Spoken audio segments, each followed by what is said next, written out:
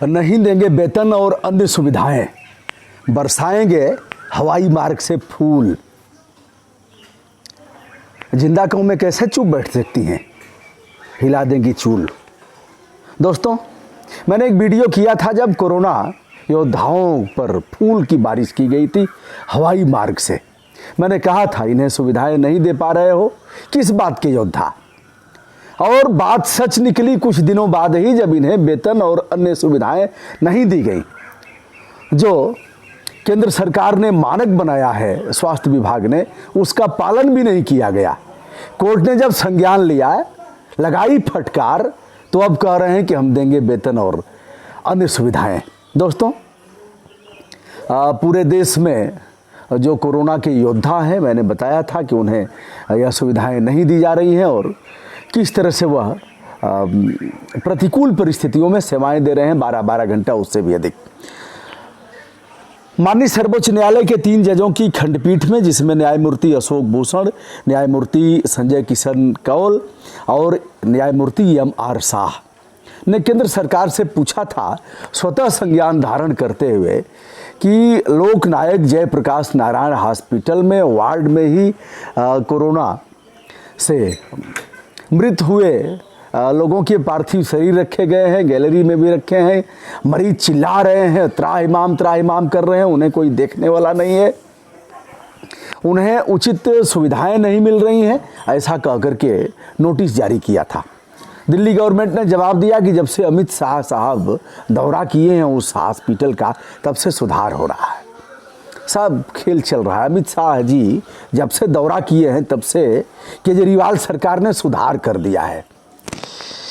यह है दोस्तों चिकित्सा, और यह इस प्रकार की सुविधाएं प्राप्त करना मरीज का मौलिक अधिकार है। केजरी की और भी किरकिरी तब हुई थी जब उन्होंने कहा कि यदि कोरोना होता है दिल्ली के किसी व्यक्ति को, तो अपने घर में ही रहे, वहाँ चिकित्सक पहुँच जाएंगे।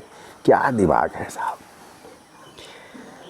हर बात पर कोसना अच्छा नहीं है, लेकिन अब छोटे छोटे घर हैं दिल्ली में, अधिकांश लोगों के तो ऐसे ही हैं। 80-85% लोग किसी तरह से रह रहे हैं। बड़े बंगले 20% लोगों के हो सकते हैं, लेकिन सामान्य परिवार हैं, निचले स्तर के परिवार हैं, या उसी में बच्चे होंगे, पुराने लोग होंगे, तो पुराने लोगों को कोरोना अधिक चपेट करेगा। अब उसी में कोरोना का मरीज भी रहेगा और यह कह रहे हैं हुजूर कि हमारे चिकित्सक पहुंच जाएंगे। केंद्र सरकार को आदेश दिया है माननीय सर्वोच्च न्यायालय के 3 जजों की खंडपीठ ने, और कहा है कि वह प्रदेश सरकारों को आदेशित करें कि उन्हें वेतन और अन्य सुविधाएं प्रदान कराई जाए। एक और है कि चिकित्सक अलग अलग रूम में रहेंगे, अलग अलग उनके रहने के स्थान होंगे, अलग शौचालय होंगे। ऐसा कुछ है नहीं। बेचारे बहुत बार तो ग्लव्स, मास्क और टीटी जो किट है उसके लिए उन्होंने, जो प्रतिरोधी किट है उसके लिए उन लोगों ने मांग किया था, नहीं मिल पाई। आज भी कई बार खेल चल रहा है। चलिए दोस्तों, विषय पर आता हूँ।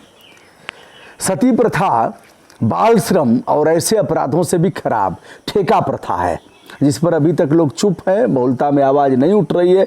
जिनको नौकरी मिल गई वे बेचारे जी हुजूरी कर रहे हैं। उन्हें लग रहा है कि अगर हम चुपचाप रहेंगे तो हमारा रिन्यूअल होता रहेगा। कभी हुजूर हमारे ऊपर तरस खाएंगे। हुजूर से अभिप्राय सरकारों का है, जो भी सरकारें आएंगी, कभी वो हमारे ऊपर तरस खाएंगी और हमें अस्थाई कर्मचारी के रूप में, प्रदेश सरकार के कर्मचारी के रूप में हमें मान्यता मिल जाएगी। हम केंद्र सरकार के कर्मचारी के रूप में हम प्रतिष्ठापित होंगे और हमारा जीवन यापन चलेगा। मैंने बताया दोस्तों, इन प्रथाओं से भी खराब स्थिति इनकी है। स्थिति इसलिए है कि ठेका प्रथा। ब्रजभूषण दुबे ने ठेका ले लिया। 10 लोगों ने ठेके का आवेदन किया कि हम इतने चिकित्सा कर्मी देंगे, इतने हम वार्ड बॉय देंगे, इतने हम स्टाफ नर्स देंगे, इतने हम पैरामेडिकल के लोगों को देंगे और हम इसके एवज में इतना लेंगे। 10 लोगों ने आवेदन किया, किसी ने 15,000, 10,000, 20,000, 25,000 जो भी है। हमसे वो पूछेंगे नहीं। हर 11 महीने पर एक बार नवीनीकरण होगा। आप पूछिए, हजारों, 7,000 तो लगभग हमारे जिले में हैं इस तरह के ठेका वाले कर्मचारी, और 7,000 हमने अधिक बता दिया, उनकी संख्या हजारों में है। ठेके वाले कर्मचारी हैं, तमाम विभागों में है, उन्हीं से काम लिया जा रहा है। बेचारे दिन भर काम करते हैं, कुछ तो उनका मानक तैयार कर दीजिए, बता दीजिए ठीक है हम आपको 15,000 रुपये ही देंगे, पेंशन वेंशन नहीं मिलनी है कोई बात नहीं, लेकिन अस्थायी रूप से वह महसूस तो करें कि हमें यहाँ काम करना है। 11 महीने पर जो ठेके वाली कंपनी है, ठेकेदार कहेगा बेटा आप बाहर निकल जा, क्योंकि हमें खेल करना है, हम अगले बंदे को रखेंगे तो उससे खेल करेंगे। अन्यथा दोस्तों मैं इस बात को भीतर की जानकारी के आधार पर कह रहा हूँ, 1 महीने का अपनी सैलरी वह देगा तो उसका नवीनीकरण होगा। अब देखिए यहाँ बता रहा हूँ, नाम लेकर के हमेशा कहता रहता हूँ, फिर भी अब भी नाम लेकर के, यहाँ कई ऐसे रिश्वतखोर अधिकारी हैं गाजीपुर में जो कहते हैं कि ठीक है ठेकेदार को दे दिया, हमारा कैसे चलेगा। तो 1 महीने का ठेकेदार लिया ठेका वाला, और 1 महीने का जो संबंधित विभाग का विभागाध्यक्ष है, नहीं तो वह लिख करके देगा कि इन्हें हम वापस कर रहे हैं, यह काम नहीं कर रहे हैं मानक के अनुसार, इसलिए वह जूता का फीता बंधवाएगा, वह सब्जी खरीदवाएगा, उसके कुत्ते को ठेका वाला कर्मचारी टहलाएगा, वह उनका खुशामद करेगा जैसे बीबी हो। उससे भी खराब आचरण ये लोग करते हैं। दोस्तों पता नहीं प्रदेश और केंद्र सरकार को हुआ क्या है, आपने 8,000 9,000 10,000 पर दे दिया, उनका कोई भविष्य नहीं है। तमाम चिकित्साकर्मी निकाल दिए गए, कोरोना काल में ही निकाल दिए गए, और उनकी आवाज़ कोई सुनने वाला नहीं है। मैंने पहले भी बताया था, फूल की बारिश किया।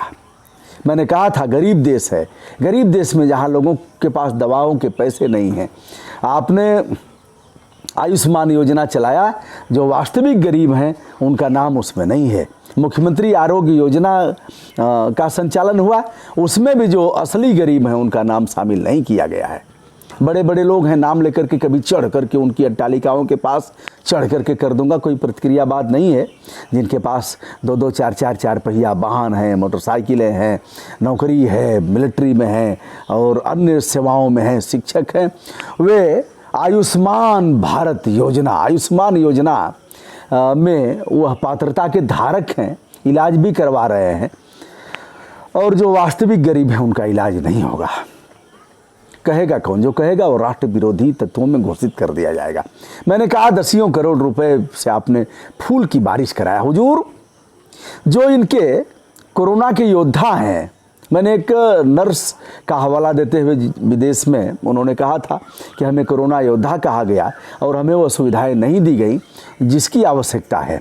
हम रात को ड्यूटी करके जाते हैं, पतिदेव से हम दूरी बनाते हैं, बच्चों से दूरी बनाते हैं कि अगर हमारे वजह से यह लोग संक्रमित हो जाएंगे तो परिवार बर्बाद हो जाएगा। कहा कि हम देख करके जाते हैं, जब अंत में ड्यूटी हमारी समाप्त होती है तो सारे मरीजों को बेड वाइज देखते हैं, देख करके जाते हैं। सुबह जब आते हैं तो फिर देखते हैं कि मरीज के सेहत में सुधार हुआ होगा। फिर वह नर्स कह रही है कि देखता हूँ बेड भरा हुआ है, मरीज वैसे ही हैं, लेकिन वह कल वाला मरीज कहाँ गया? कल वाला मरीज तो नहीं रहा, उसके स्थान पर दूसरा मरीज है। मैंने यह भी सुझाव दिया था, इनके बच्चों को जो कोरोना योद्धा हैं, बहुत से डॉक्टर मर गए, नर्स मर गई, पैरामेडिकल के लोग मर गए, जो कोरोना योद्धा थे दिवंगत हो गए। जो उनका बीमा था, जो सरकारों ने कहा था, पता नहीं क्या कर रहे हैं, मुझे नहीं पता।